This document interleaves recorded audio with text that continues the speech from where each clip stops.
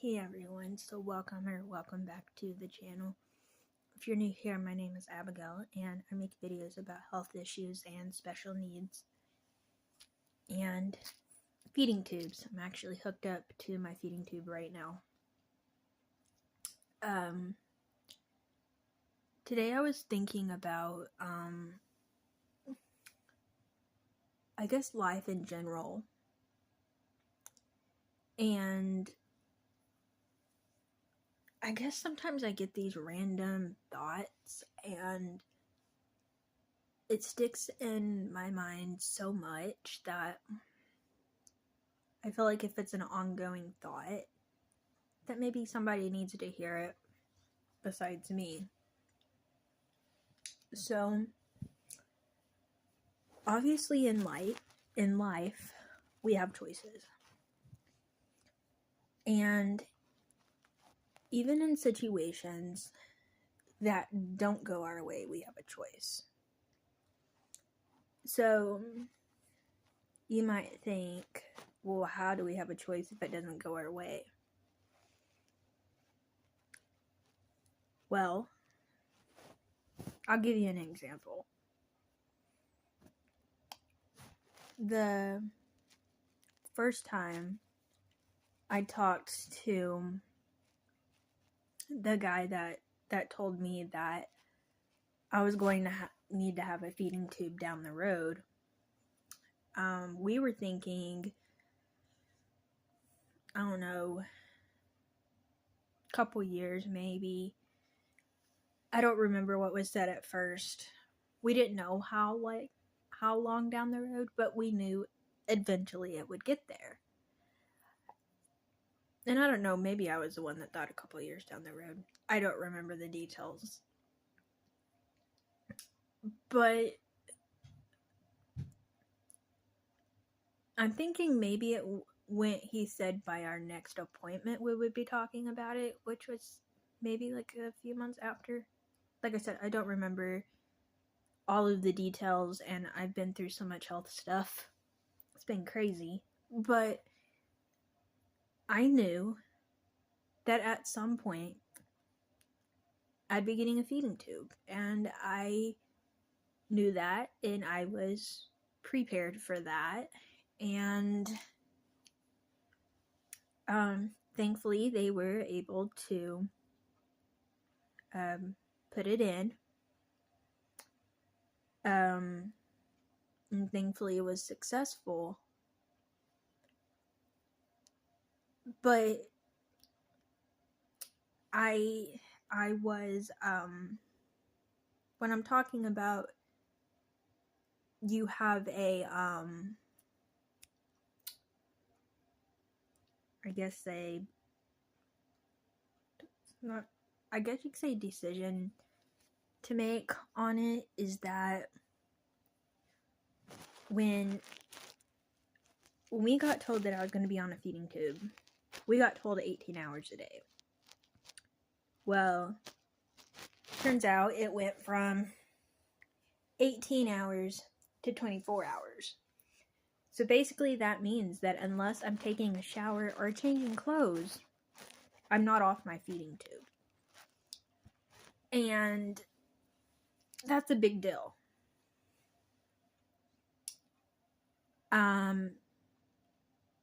And some people may would sit here and I don't know, complain about it. But you know, there is some hard things about being on a feeding tube. I mean, yes, I miss the food that I can't have anymore, and it is hard when it can be hard sometimes when I see people eat things that I can't have. Like, those things are hard. But I was thinking of like the positive side of the situation, because at the same time, the positive part of the situation is that, one, I I'm at a point and the feeding rate that I'm feeling full, which is good. I still have those like cravings of like wanting to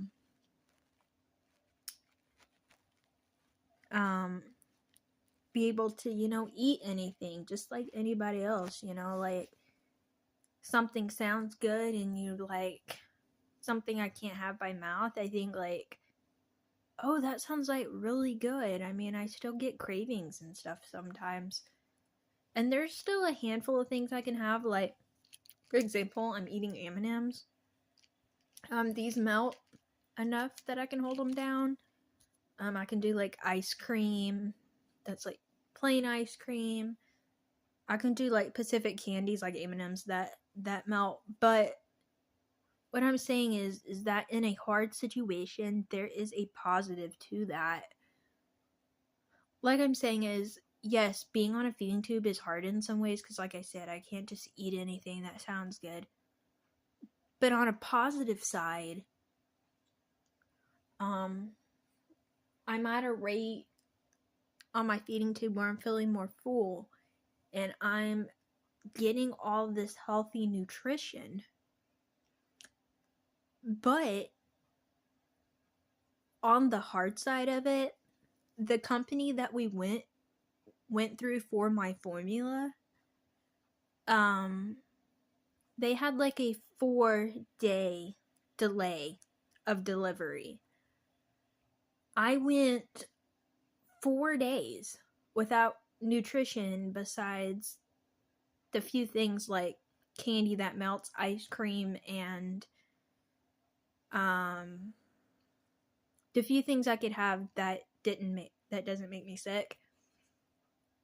Those two things I had by mouth, but it wasn't enough nutrition, so I fainted in the bathroom from not enough nutrition. It was like several days after surgery. In order for the hospital to let me go home, they had to show that the shipment was on the way to our house. So they're like, okay, the shipment's on its way. But when I got home, it was like 4 days away from getting to us. And so, on, I think it was day 3, I was gonna go take a shower, wash my hair. They're like, maybe you'll feel better after you wash your hair. I washed my hair, got out of the shower, started feeling a little bit off, so I opened the door so that my parents could come in and check on me, and I got very lightheaded. I threw my clothes on, and I got very lightheaded, and I didn't completely faint, but I almost completely fainted, and, like, I could not control myself. My dad picked me up, and he ran to my room. Thankfully, our neighbor down the road, is a nurse, so we like banged on her door. She came to our house. We called the ambulance. It was this whole thing, and I actually didn't know until later in the day that like some of the neighbors were like even outside looking at me because I was so out of it. We had like random people like come into our house because they were trying to get me to I couldn't talk. Like, I knew people were at the house. I couldn't really communicate besides moving my head yes or no. And I was breathing really, really weird.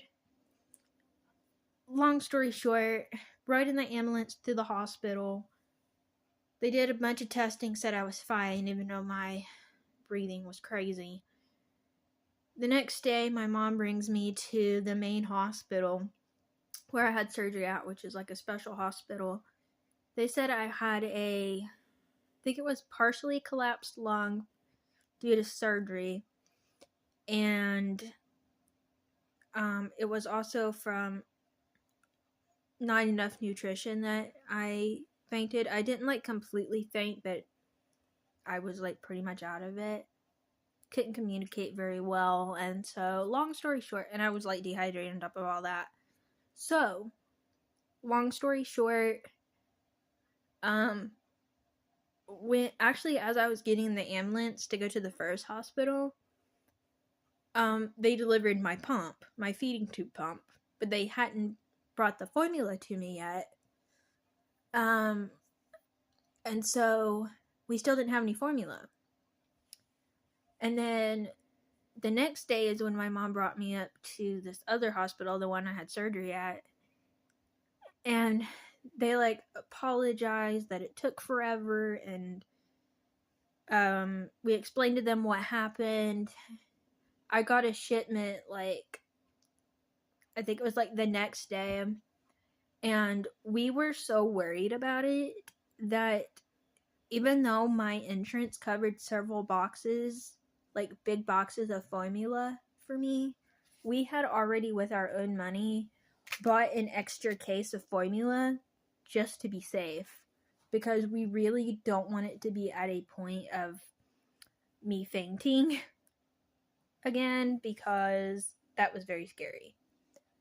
So we were very honest with the company about they really need to hurry on my supplies. I'm getting them to me in time. So we bought a case of formula in advance, just so if it ever is slow again, that it hopefully won't like get to that point again. And also, like, basically, even though I can hold a few things down by mouth like M&Ms, my like pure nutrition comes from my formula. Like, if I didn't want to have anything by mouth and just had my formula and like water, I'd be fine.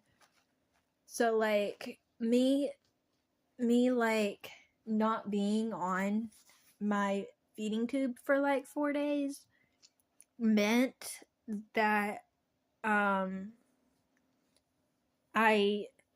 not only had to work back up to the speed I needed to be on, but I just it was kind of like had to do it all again type of thing, and it was very frustrating. And I'm really thankful that the company thankfully brought us enough formula, and that hasn't happened again, and that we bought a box of formula in advance as a backup box. But that is the crazy story of how I ended up in the emergency room. 2 different hospitals actually, because of not enough nutrition. And this happened like shortly after surgery, so it's been I think April, May, June. It's been a while back, but I haven't shared that story, so I wanted to share that story. So anyways, thank you for watching. Like the video if you liked it, subscribe down below if you're new, hit the notification bell, and let me know what kind of videos you'd like to see. Thank you for watching, and I'll see you all next time. Bye, everyone.